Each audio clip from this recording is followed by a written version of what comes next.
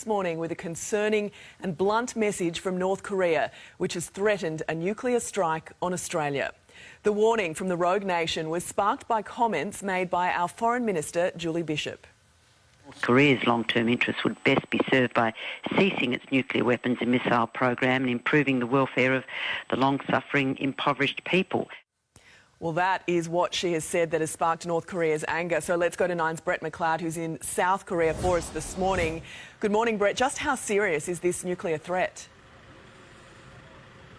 Well, look, we're used to very bellicose words coming from North Korea. Certainly here in Seoul, they hear them regularly. But this is the first time Australia has been mentioned directly. And you look at the words themselves. First of all, the local news agency is quoting officials from Pyongyang saying, if Australia persists in following the US, this will be a suicidal act of coming within the range of the nuclear strike of the strategic forces of the Democratic People's Republic of Korea, also known as North Korea. Julie Bishop herself gets a direct shot.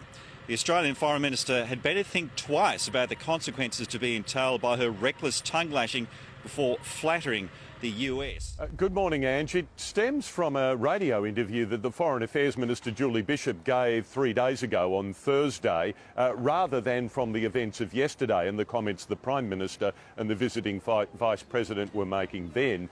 Julie Bishop back on Thursday spoke about the threat that North Korea represents for Australia. Now, the regime has responded overnight in a statement in which it calls the Foreign Affairs Minister's comments reckless, accuses her of spouting a string of rubbish. It says the Turnbull government is blindly and zealously towing the US line. It does note that the peninsula, the Korean peninsula, is inching closer to the brink of war, but in the sharp point of the statement says what Australia is doing amounts to a suicidal act of coming within the range of the nuclear strike of North Korea. The statement is not unusual in that it's verbose and colourful and coming from Pyongyang. In fact, there's another statement around at the moment from Pyongyang accusing the US of acts of war. But it is unusual in that it highlights Australia as a US ally